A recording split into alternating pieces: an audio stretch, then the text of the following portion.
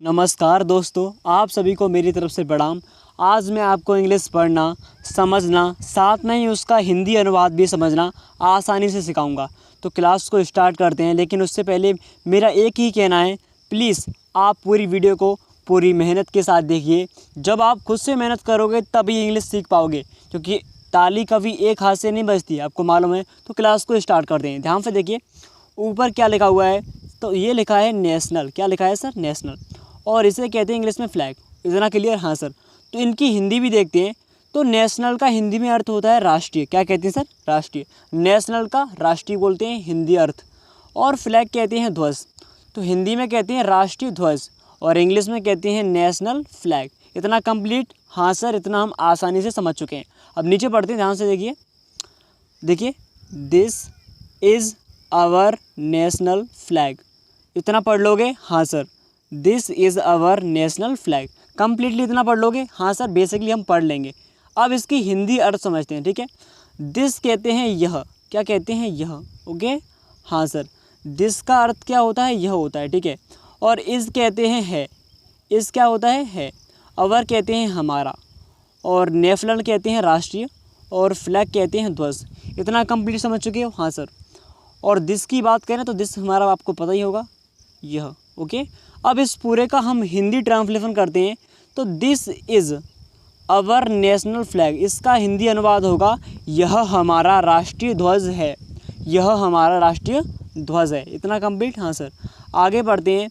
We should honour it. इसे honour कहते हैं, मालूम है क्यों? यहाँ पर जो एच वर्ड पहले आया है, यहाँ पर ये एच बिल्कुल साइलेंट रहता है, ये बिल्कुल भी बात नहीं करता है। यहाँ से ओ से पढ़ते हैं तो ऑनर बोलते हैं इसे, ठीक है। हाँ सर। तो यहाँ से पढ़ लोगे? जी सर। एक बार फिर से रिपीट करते हैं। We should honour it. Okay, we कहते हैं हम। वी क्या होता है सर? हम। ओके, हाँ सर। और शुड कहते हैं चाहिए। ऑनर कहते हैं सम्मान करना। इट माने इसका, ठीक है। तो हमें इसका सम्मान करना चाहिए। वी शुड ऑनर इट, हमें इसका सम्मान करना चाहिए। इस तरह से बोल लोगे? हाँ सर। अब नीचे से पढ़ते हैं, ध्यान से देखिए, नीचे आते हैं। We are proud of it. We are proud of it. We are proud of it. बार बार प्रैक्टिस कीजिए। जब तक आप प्रैक्टिस जितनी करोगे, क्योंकि हर चीज़ में जब भी आप कोई भी कार्य करो, ये तो इंग्लिश एक लैंग्वेज है, सीखनी है आपको, बट आप कोई भी कार्य करते हो तो प्रैक्टिस बहुत ज़रूरी है। जितना अभ्यास करते हो, करत करत अभ्यास के जड़ मत होत फुजान, आपको पढ़ा होगा, दोहा होता है वो। जितना अभ्यास करोगे उतना आगे जाओगे, ठीक है। तो अब यहाँ पे देखिए, we are proud of it, ठीक है। तो वी कहते हैं हम या फिर हमें, वी। ओके, आर कहते हैं है, ठीक है। जी सर। और प्राउड कहते हैं अभिमान। प्राउड क्या कहते हैं? अभिमान। ऑफ इट कहते हैं इस पर। ऑफ इट माने क्या होता है? इस पर। तो हमें इस पर अभिमान है। We are proud of it, हमें इस पर क्या है? अभिमान। इतना बोल लोगे? जी सर। आगे बढ़ते हैं, देखिए। There are 3 colours in our flag. Okay, जी sir. There are 3 colours in our flag. इतना पढ़ लोगे? जी sir. There are 3 colours in our flag. Practice कीजिए, इंग्लिश रग रग में दौड़ेगी आपके। प्रत्येक अंग में अंग्रेजी बोलोगे। अब देखिए यहाँ से, देयर का कोई भी अर्थ नहीं होता है। THERE लिख के लीजिए मुझसे। इसका हमेशा प्रयोग होता है सामने, इसका यूज होता है, ठीक है। आर कहते हैं है, ठीक है। जी सर।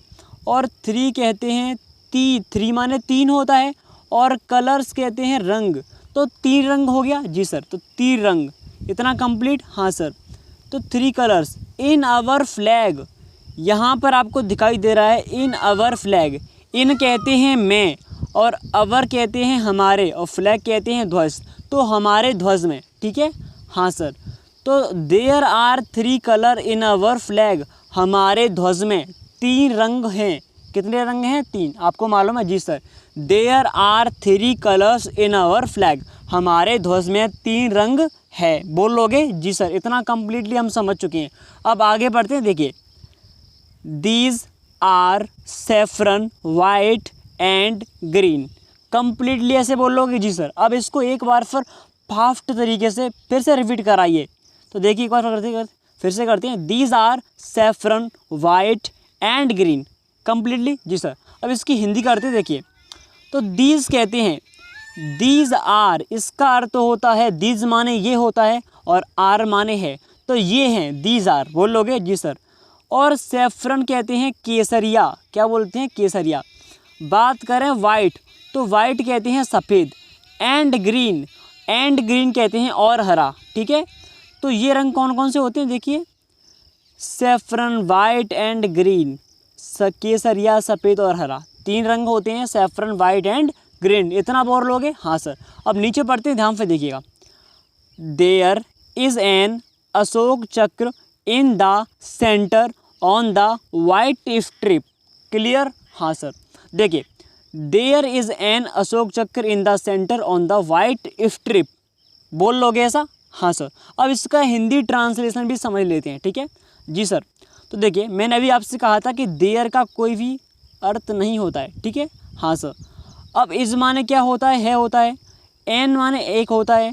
अशोक चक्र आपको मालूम है नाम है, जो तीलियाँ होती हैं वो अशोक चक्र नाम आपने देख सुना होगा, ठीक है।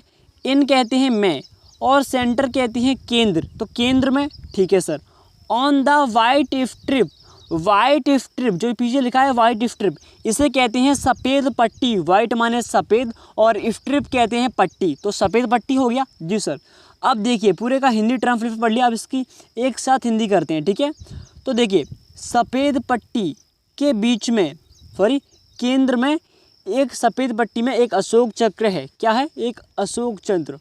सफ़ेद पट्टी के केंद्र में एक अशोक चक्र है, आपको मालूम है जब भी देर आता है तो हमेशा पीछे से हिंदी करते हैं, ठीक है। तो सफ़ेद पट्टी के केंद्र में अशोक चक्र है, बोल लोगे ऐसा, जी सर, कंप्लीटली समझ चुके हैं।